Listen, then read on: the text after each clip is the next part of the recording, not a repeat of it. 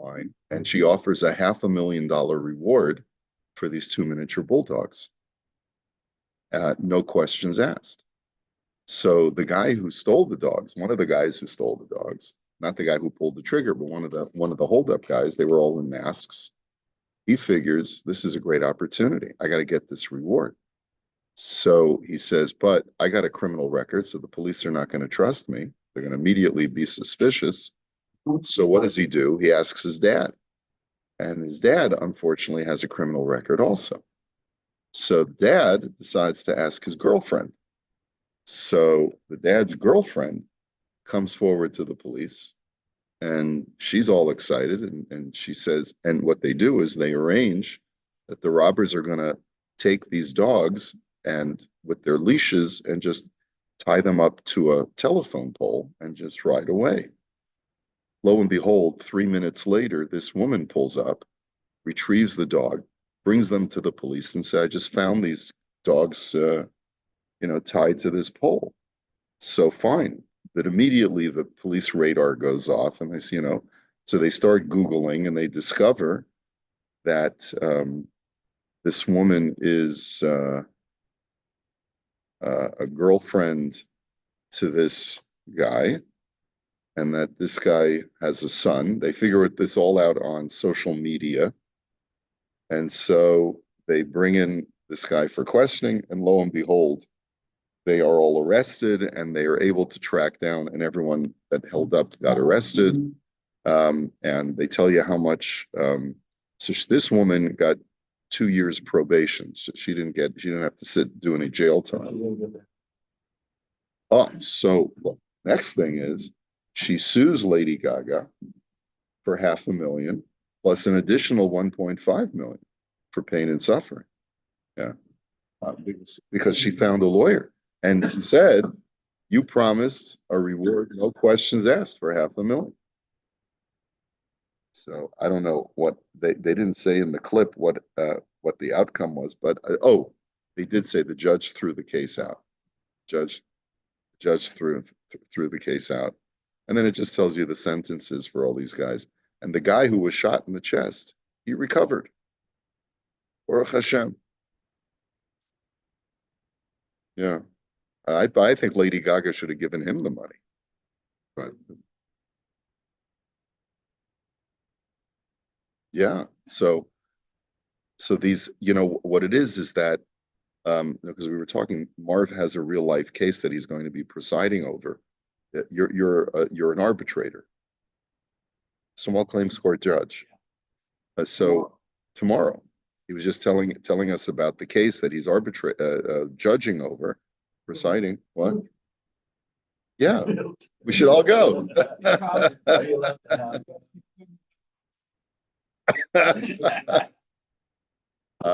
And it's actually a case of a shomer, a kennel company that was watching a guy's dog, and they allowed the dog to run with the other dogs.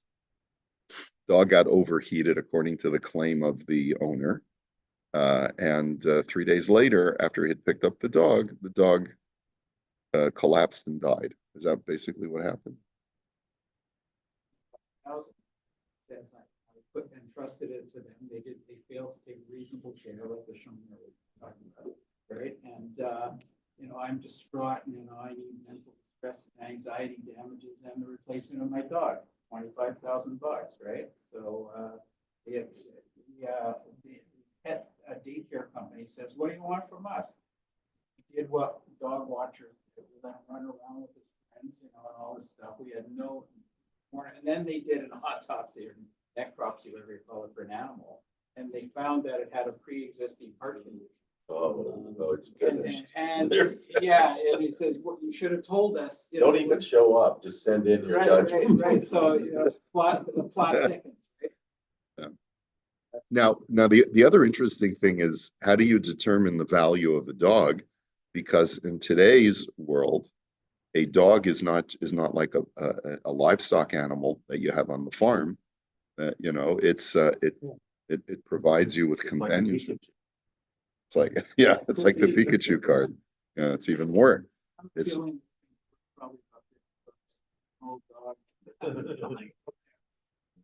Yeah. Well, it wasn't special to you, but it was special to the guy. And how do the courts evaluate that?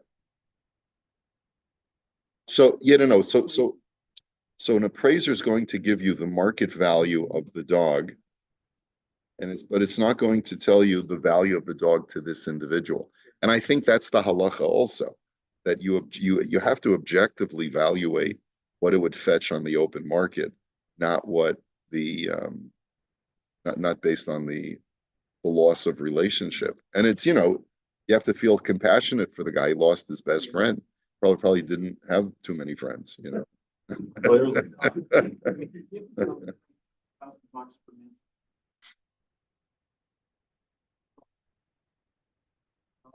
have to bring-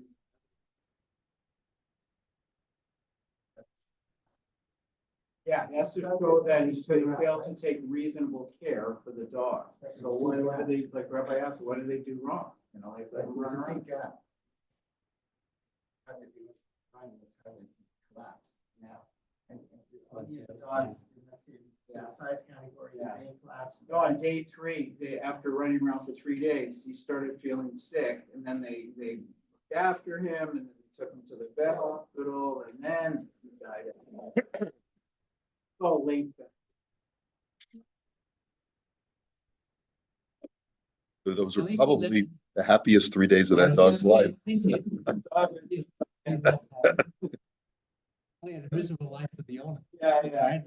Cooped up. I'll let you All right. So, yeah. So Yeah. For mental cruelty against the dog. now also, I guess another question that would have to be asked is, does the kennel typically do an intake on the lifestyle of the dog? And that might be something that, I don't know, I mean, in all seriousness, like a form.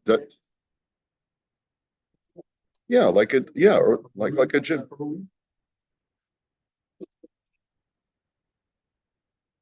Right. And you would think that a kennel would have to do that. When they take in the dog, they'd have to ask a person to fill out a form for liability purposes. Yeah. Does this dog have any pre-existing conditions that we need to know about? And then also, what is the lifestyle of the dog? Does the dog typically, how much exercise does the dog get per week? And all that stuff. That's right. Like, I would want to know, has your dog been spayed or neutered? Because we don't want him to, yeah. Right. Okay. All right. So anyways, let's go back to our Shaila. So our Shaila had to do with a fellow who lives in Yerushalayim. He's a tenant in a home. The dude Shemesh freezes, the pipes freeze, the pipe bursts, and the landlord is saying you should have left the faucet open, I guess on the unit itself, to let the water run out. Everyone knows that that's what you have to do on a freezing night in Jerusalem. You neglected to do so, you have to pay for the damages. Okay, so that's the argument of the landlord. Who is the liable party? So we started the tshuva. Nemar b'Torah ki yitain ish el re'ehu kesef o kelim lishmu. That the Torah says that when a person shall give to his friend either cash or utensils to watch over, v'lamda hagemar bichlal oprat uklal shebekarkos. Okay. So we learned all of this. We learned that there's a klal uprat uklal based on the verbiage of the Torah. That ma'aprat mifarash davar hamitaltel v'gufo mamon, just like when the Torah places liability on the shomer, it is based on the examples that are given in the Torah. Af kol davar hamitaltel v'gufo mamon. So too, only when it comes to chattel that has intrinsic value. So yatsu karkos she'enon metaltelin. This excludes real estate. V'alkein socher patur milashalim alehem. And therefore, when a person rents real estate, he doesn't have to pay for damages to the real estate. Now, that's obviously a very broad statement, What are the applications of it? V'das harambam hi shelo patra haTorah shmir bekarkos elo legabe gneva va'aveda va'onsin. So the Rambam says that this only lets a renter off the hook when it comes to theft and loss and any kind of mishap. In other words, let's say the house is struck by lightning and it catches on fire, or some other circumstance where there's fire damage to the house. The house is considered to be real estate. A renter is therefore exempt from something that he was not able to protect the house from. Aval im pasha bohen v'nevdu chayev l'shalem. Posheya kemazik biyadayim dami. But if he was negligent in some way, he left the stove on with oil burning in the pan and got distracted, and an oil fire broke out. So then that was negligence, and then he would have to pay. Even though the damage is to real estate, you're a tenant, and you have to pay for damages if there was negligence involved, because you're considered to be a mazik biyadain. You've proactively caused that damage through your negligence. However,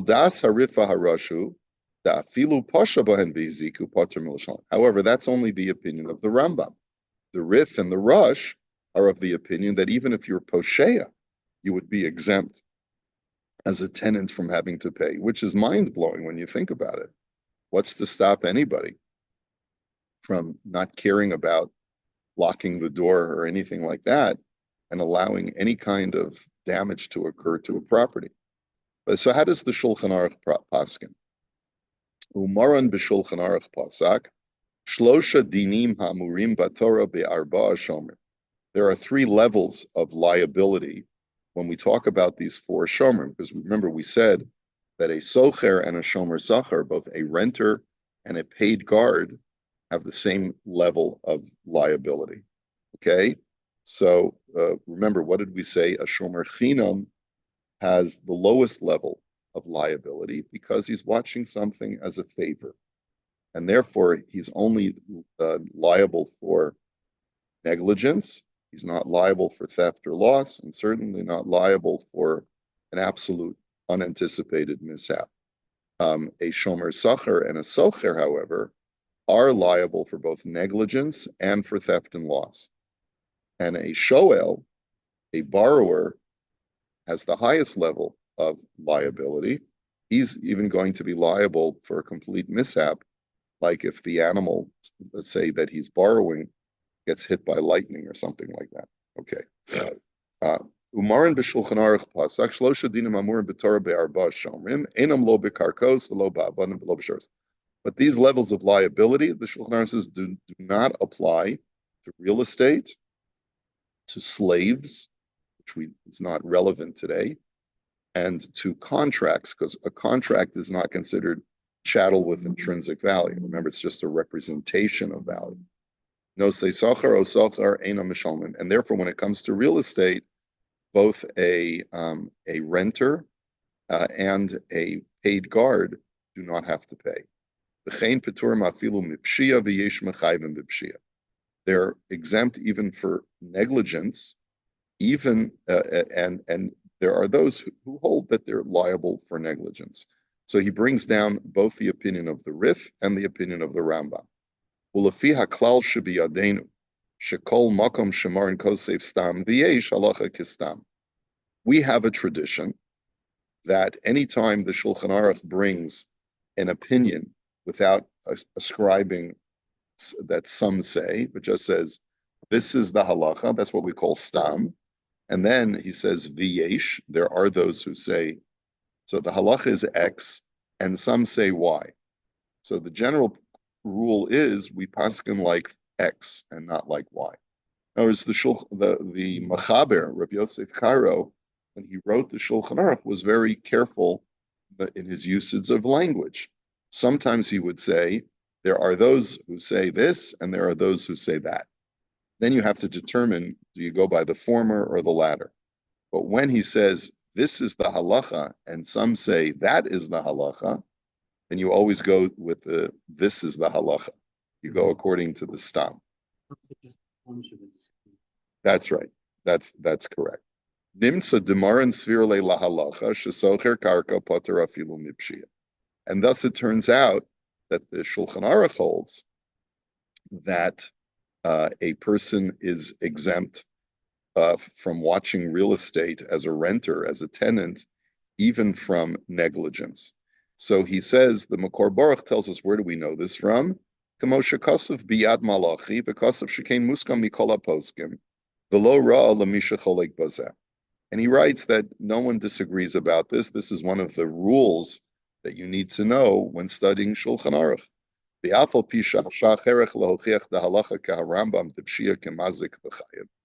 Now the Shach actually disagrees with the Shulchan Aruch, and he says we really should paskin like the Rambam, that a tenant should be liable for negligence.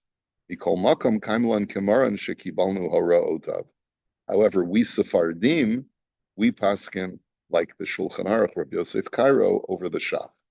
And that's quite interesting. Here we may end up seeing that there may be a divide, depending upon whether you go to a Sephardi Beis Din or to an Ashkenazi Beis Din, because a lot of times Ashkenazi poskim like the Shach over the Shulchan Aruch.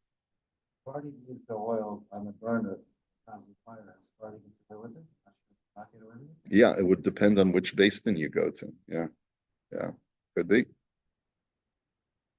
Okay, Vilachein.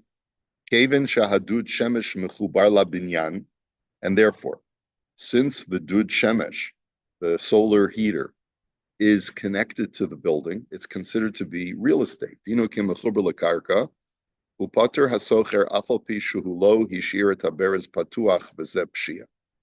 Then it's considered real estate, and the tenant is therefore exempt from having to pay, even if the argument of negligence is made.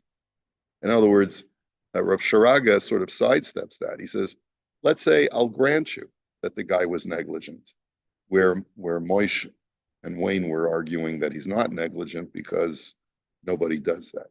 Right? So I don't know. I don't know what the Metzias is. Maybe you guys are a couple of greeners, and if you had lived in Yerushalayim your whole life, you would have known. You got to go up to the roof and let out the water. I have no idea. But so he says, grant you, it's pshia. Granted, it's negligence, right? So just to clarify, a water heater used to be chattel before it was attached to the building. Okay. Mikol makom kasav haramah de talu shulabaso chibru lekarka lahalacha pater medine shmira ayin sham. But the Ramah paskins that any chattel item, that any machinery or heavy object that was originally detached, but then was attached to the floor, attached to the roof, attached to the walls, however you want to say it, a person is exempt from negligence. And that's actually quite interesting.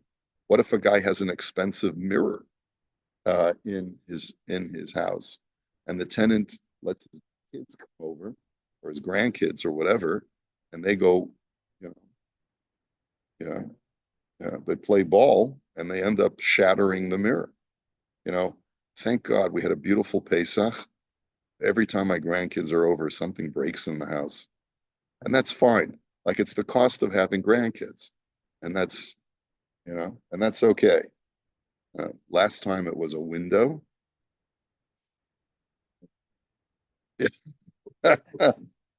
and there was a whole thing to replace the window because it was an old window, a frosted window. They couldn't find it. Whatever. It took us a while to replace that. This time it was the TV downstairs. Yeah. One of the kids must have thrown something at it and it just has a crack in it. So, we're living with the lines on the TV right now. Okay. Yeah, oh, absolutely. It reminds me of my grandkids every time I see it. So anyway, so the Ramah Paskins, that anything that, used to be detached, but now is attached, has a status of real estate. And therefore, a shomer is not liable for that. Ulam, However, now with all of that said, let's take a look at the contract, Marvin, right? Ulam yesh maskirim shekotvim b'chozeh aschirut. Some landlords, when they negotiate a lease with a tenant, they write explicitly in the contract, Shahasocher mitchayev l'shalem et kol hanizakim shebadira. He says that the tenant is responsible for all damages to the apartment, kolel kol hadivarim hamechubarim, including things that are attached to the ground. Are there clauses that would say that explicitly? Even things that are wall hangings and attached fixtures. That's it. Fixture. That's right. It's affixed to the ground.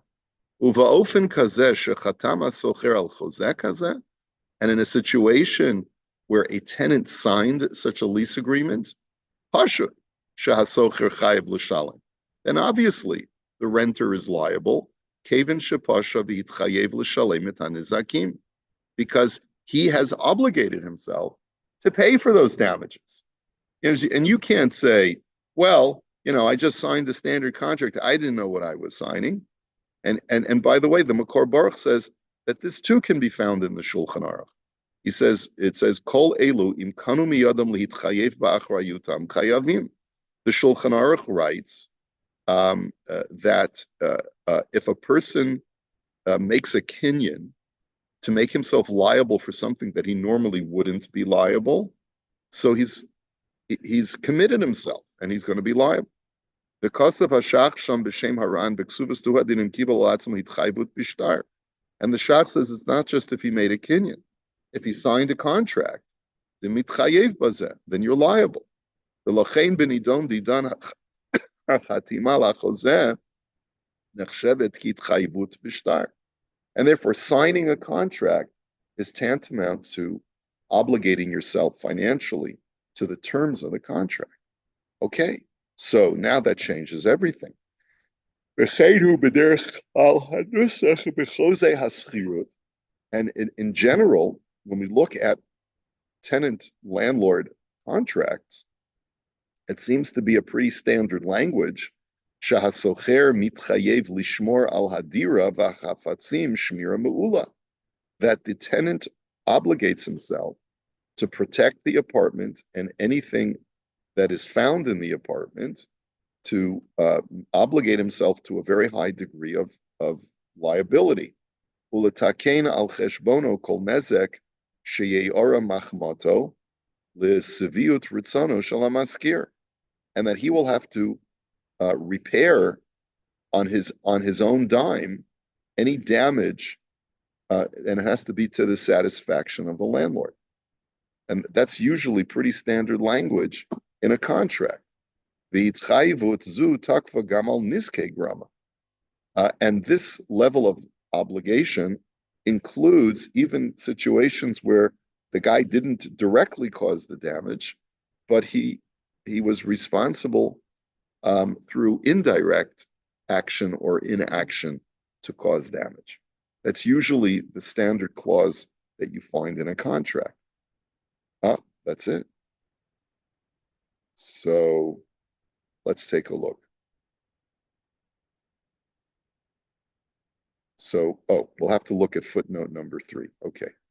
Let's look at footnote number 3. Because Rav Sharaga is now making the argument that the tenant is going to be liable for the damage that's caused to the pipes, burst pipes that froze. The tenant will be liable. So, I'm sorry, Moshe's not here, but we have Wayne, the fellow Jerusalemite. You're claiming that there's no way for you to know that you had to do that, but apparently Rav Sharaga is holding this tenant liable for the burst pipe. You should have known. So let's see. So he says, and by the way, this is even according to the Sfardi poskim. Why? Because you signed a contract. So he says, L'chora yesh la'ayin. D'chol ze rak poter et hasocher milashalim al hadud. Aval mehecha teisi shahamasker chayev l'shalim al hatikun. He says, second.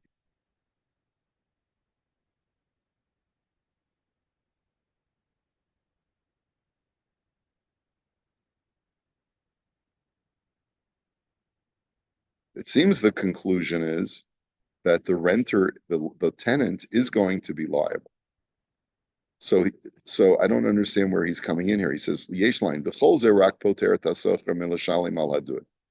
I guess up until we talked about the signing of the contract, we were prepared to let the tenant off the hook. It was written in the contract that you're liable for all fixtures if they get damaged. Aval mehecha teisi shehamaskir chayav l'shalim ala tikun. Arei hamaskir yachol liton kimli keharambam shemechayv et hasocher b'pshia b'karka. He says, why can't the landlord say to the tenant, so let's say there's no clause in the contract, and therefore the tenant says, I'm not liable, even if I was negligent, I'm not liable for fixtures. So, fine, he doesn't have to pay for it. Okay, you're off the hook. You don't have to pay for acts of negligence if you paskin like the Shulchan Aruch. But why can't the landlord say, I'm not fixing it? Based on the argument that there's a machlokas between the Shulchan Aruch and the Shach, based on a machlokas between the Rif and the Rambam, as to who's liable in case of negligence in real estate. Why can't the landlord say, okay, you hold your putter from negligence? I disagree. I hold like the Rambam. I hold that you're liable for negligence. So you don't want to pay for it? Fine. I'm not paying for it either. You'll have cold water. There you go. Okay. So who's right? How do you arbitrate that kind of thing? So the kaven shalafi harambam hasocher tzarich l'shalim al tikun hadud, and since according to the Rambam, the tenant has to pay for the damage to the water heater, yuchal hamaskir liton kimli al kol panim liftor et atzmi mitikunei hadud. Why can't the landlord say, I paskin like the Rambam? So it's according to the Rambam, you're liable. And if you don't want to fix it because you want to paskin like the Rif and the Rush, gei gesundheit, don't have hot water. Va'afal pi shemorin b'shulchan aruch pasach b'stam shegam shia b'karka potter mikol makom kasav shitas harambam b'yesh omrim. And this is true even according to, let's say, the landlord is a Sephardi, because the Shulchan Aruch himself acknowledges that yesh omrim, that there is another opinion. So the Shulchan Aruch allows, at least, for someone to maintain that position, even though he himself finds the first opinion preferred. V'imkein yuchal hamaskir liton kimli keharambam u'chamosh shekasav Rabbeinu Hagadol b'shut Yabia Omer de'efshir liton kimli ki yesh omri mafal pi shestam morin lokach. And Rav Ovadia Yosef has already clarified this point. He says that if the Shulchan Aruch brings down two opinions, even if one is stam, even if one says the halacha is this, and some say the halacha is that, you can go like the some say the halacha is like that. If you have a right to do that if there's a conflict between two parties and it comes down to financial responsibility. Va'afal pisha Rabbeinu Hagadol hadar tavrei legezize b'shut Yabia Omer because of she'en liton kimli ki yesh omrim neged stam maran mikol makom kasav sham dal kol panam yasu pshara hakrova ledin ayin sham. And even though Rav Ovadia provides a counter argument to that, nonetheless, he ends up concluding that they should come to some pishara, come to some compromise in that situation. The imkain hachanami hayaroi lihit pasher shahasocher gam yisa b'chilek mehatzaot tikunei hadud. So why shouldn't Rav Sharaga in this case paskin that the tenant should bear some level of responsibility? Maybe they should split the cost, right? Or why was he so quick to say that the tenant is exempt when there's no clause in the contract, and the only time he'll be liable is if there's a clause in the contract?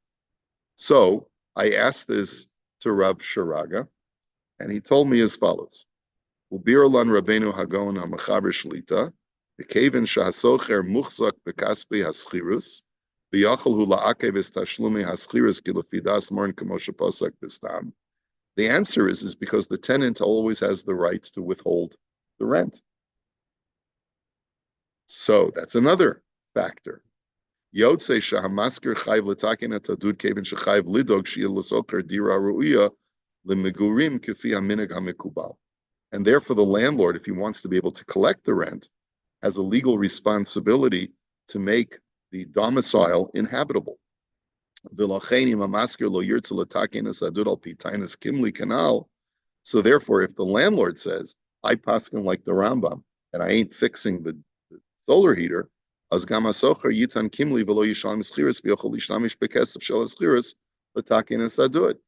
the tenant would have a right to say, I ain't paying the rent, and I'm going to use the rent money to get the water heater fixed, and I'll deduct it from the rent. You have an obligation to provide for me a living space that has hot water. That's based on the standard custom of what is considered to be a habitable space to maintain the property. Yeah.